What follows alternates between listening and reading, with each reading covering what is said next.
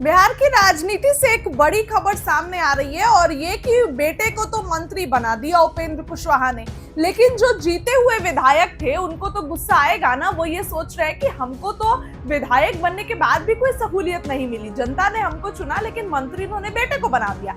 ऐसे में उपेंद्र कुशवाहा की पार्टी को तगड़ा झटका लगा है। बिहार में नई सरकार के गठन के तुरंत बाद राजनीतिक हलचल भी तेज हो गई है। इस बार झटका लगा है उपेंद्र कुशवाहा की पार्टी आरएलएम को, जहां कई प्रमुख नेताओं ने एक साथ अपने पदों से इस्तीफा दे दिया है। इस सामूहिक इस्तीफे ने पार्टी की आंतरिक स्थिति और नेतृत्व को लेकर कई सवाल खड़े कर दिए हैं। सबसे बड़ा नाम पार्टी के राष्ट्रीय उपाध्यक्ष जितेंद्र नाथ का है, जिन्होंने अचानक पार्टी छोड़कर सभी को चौंका दिया।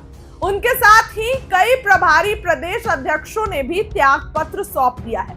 जानकारी के अनुसार प्रवक्ता राहुल, प्रमोद यादव और राजेश रंजन सहित कई महत्वपूर्ण पदाधिकारियों ने अपना इस्तीफा सीधे उपेंद्र कुशवाहा को भेज दिया है। इस्तीफा देने वाले नेताओं का कहना है कि बिहार विधानसभा चुनाव के दौरान पार्टी में उनकी लगातार उपेक्षा की गई, चुनाव में अहम जिम्मेदारियां और निर्णय लेने की प्रक्रिया से दूर रखा गया, यानी कि साफ साफ उनको प्रायोरिटाइज नहीं किया गया, तवज्जो नहीं दिया गया, रिस्पेक्ट नहीं दिया गया।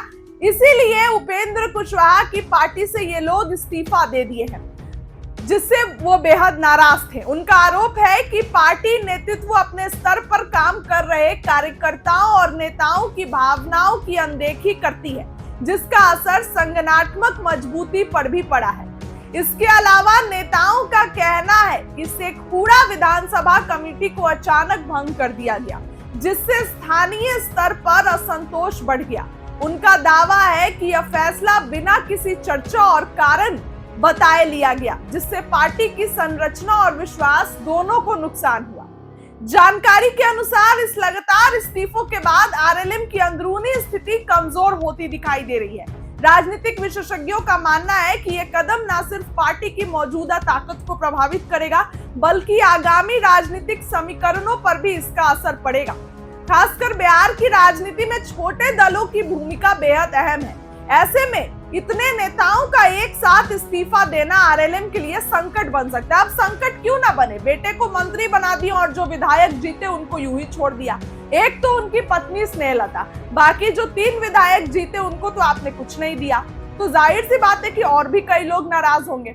इसके साथ ही ये भी इल्जाम लगा रहे हैं कि पार्टी में तवज्जो नहीं दिया गया, पार्टी में जो है वो मतलब जो भी महत्वपूर्ण निर्णय लेने से जो भी प्रक्रिया थी उससे दूर रखा गया।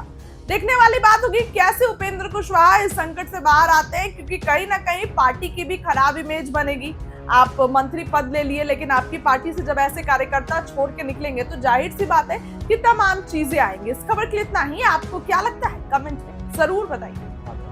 भावुक नजर आ रहे हैं, बेटे मंत्री बने हैं। नहीं, देखिए, जनता ने इतना बड़ा आशीर्वाद दिया, जितना बड़ा आशीर्वाद उतनी ही मेहनत के साथ काम करना है। और हम अपनी पार्टी में हमने विमर्श किया, जो 4 माननीय सदस्य जीत कर आए हैं, तो उसके आधार पे चीजें तय हुई और फिर दीपक प्रकाश मंत्री बना है। एक तो युवाओं को आगे आना चाहिए, हर क्षेत्र में आगे आना चाहिए। युवाओं में काफी जोश होता है, काम करने की क्षमता ज्यादा होती है, उसकी क्षमता का इस्तेमाल होना चाहिए। अब जनता ने इतना बड़ा मैंडेट दिया है बिहार के विकास के लिए, तो बेहतर तरीके से दीपक प्रकाश कर पाएगा, इस भरोसा के साथ हमने उसके ऊपर जवाबदेही दी। भावुक होते हमने आपको कभी नहीं देखा, पहली बार। मैंने भावुक होने जैसा, जनता ने इतना बड़ा आशीर्वाद दिया, काम करने का इतना बड़ा अवसर दिया है, तो इस अवसर को सेलिब्रेट करने के लिए आदमी को प्रसन्न तो होना ही चाहिए। किस वजह से अपने बेटे को मंत्री? हमने कहा ना कि युवा है, जोश है, वो उसके अंदर पढ़ा लिखा है, कंप्यूटर साइंस से उसने इंजीनियरिंग की, लाखों रुपया का पैकेज था, उसको छोड़ करके जनता की सेवा का मन बनाया, इसलिए उसको मौका मिला। आपने चुनाव नहीं लड़वाया, डायरेक्ट मंत्री बना दिए, इसी के थ्रू आप चुनाव लड़ने की स्थिति नहीं बन पाई, इसलिए चुनाव नहीं लड़ा। लेकिन बहुत सारे लोग हैं जो मंत्री बनने के बाद सदन में गए, कोई पहला उदाहरण तो है नहीं। अब सवाल ये भी उठ रहे हैं कि भूपेंद्र जी जो कल तक परिवारवाद पे बोलते थे, अब खुद ही परिवारवाद। भैया, परिवारवाद का मतलब यह है कि किसी भी व्यक्ति में क्या काबिलियत है, पात्रता कितनी है, योग्यता कितनी है, इसका आकलन करते हुए किसी की जात नहीं पूछनी चाहिए, इसका आकलन करते हुए किसी का परिवार नहीं पूछना चाहिए। आप देखिए कि उसके अंदर काबिलियत है कि नहीं, उसके अंदर योग्यता है कि नहीं, उसके अंदर पात्रता है कि नहीं। अगर यह है तब जात और परिवार देखकर उस पर आकलन नहीं होना चाहिए। अब ऐसे ही कोई अनेक उदाहरण है अभी बिहार में, अभी भी कि लोग आ गए राजनीति में परिवार के कारण, और फिर न तो उनको ठीक से समाज की जानकारी है और न काम करने में कोई रुचि है। तो यह अंतर देखना चाहिए। एक वजह ये भी लग रहा है कि आप चाह रहे हैं कि आगे भी पार्टी चले, इस वजह से भी अपने बेटों को एक कारण यह भी है, निश्चित रूप से यह कारण है, क्योंकि पार्टी में पहले भी, और सिर्फ हमारी पार्टी क्या दूसरी पार्टियों में भी ऐसा होता रहा है कि लोग जीत कर आए, बन गए और फिर चल दिए किसी दूसरी जगह। तो इस स्थिति से भी बचना जरूरी था, तो इसलिए भी हमने इस तरह का डिसीजन लिया। लोहिया कर्पूरी की बातें शुरू हो गई है कि आप लोहिया कर्पूरी की बात करते थे। कर्पूरी जी ने कभी अपने बेटे को नहीं लगा राजनीति में, कभी इस तरह का नहीं, उसका मामला हम फिर कहेंगे कि किसी भी व्यक्ति का आकलन करते हुए उसका परिवार देख करके आप नहीं आकलन करिए, उसकी योग्यता देखिए।